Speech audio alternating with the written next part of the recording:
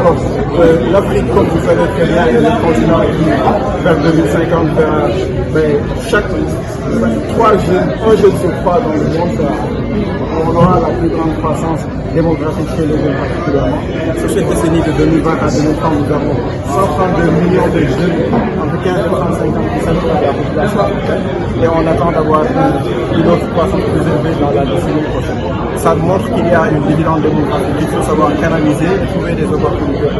Donc ce colloque vient pour informer les décideurs publics, pour leur dire, écoutez, voici les données à temps réel, désagrégées, qui vous permettent de prendre des décisions, mais de cibler surtout vos politiques.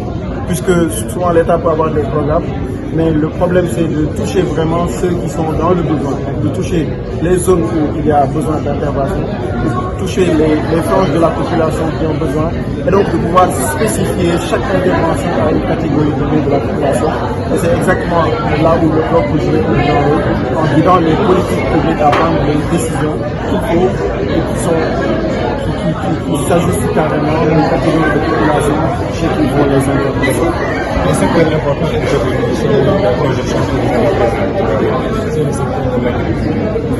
Pensez-vous ce secteur? Bonjour, merci beaucoup de m'avoir pris en interview. Mon nom c'est Mamadou Mbodj. Je suis senior data scientist chez World Data Lab.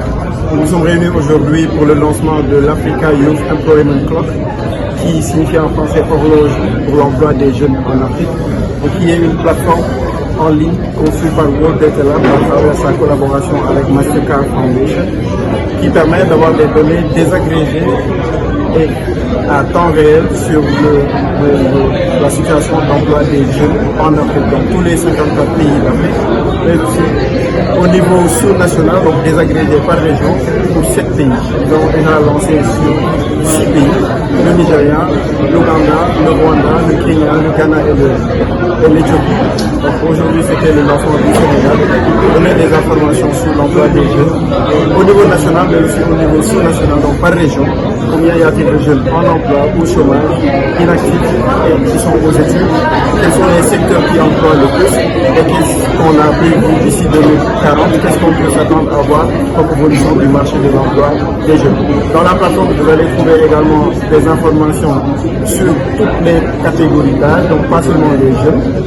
Vous allez trouver des informations désagrégées par genre, par âge, par niveau d'éducation, par zone de résidence, urbain, rural, par formalité de l'emploi, par type d'emploi, donc est-ce que c'est un emploi salarié ou auto-emploi, mais aussi pour chaque région vous avez toutes ces informations-là, et puis les informations projetées jusqu'en 2040. C'est ça le but de cet événement aujourd'hui. Excellente question. Alors l'agriculture est l'un des plus grands employeurs en Afrique, mais ça reste une agriculture agraire, archaïque et puis qui n'est pas rémunératrice. Donc les gens gagnent des revenus très faibles dans l'agriculture. Cela pose un problème parce que il faudra bien que l'on travaille à continuer à avoir beaucoup d'emplois dans l'agriculture puisqu'on aspire à la souveraineté agroalimentaire. Donc, mais cette agriculture-là doit être revue et revalorisée, que ce soit des métiers qui sont beaucoup plus, qui attirent plus les jeunes, mais aussi qui sont plus rémunérateurs, donc qui permettent à ces gens-là qui pratiquent l'agriculture de pouvoir gagner adéquatement, de pouvoir vivre, gagner de l'argent pour vivre adéquatement. Donc c'est ça le constat, c'est qu'on a des gens qui sont dans le domaine de l'agriculture mais qui gagnent très peu, ce qui fait donc que c'est des emplois qui ne leur permettent pas de se réaliser forcément.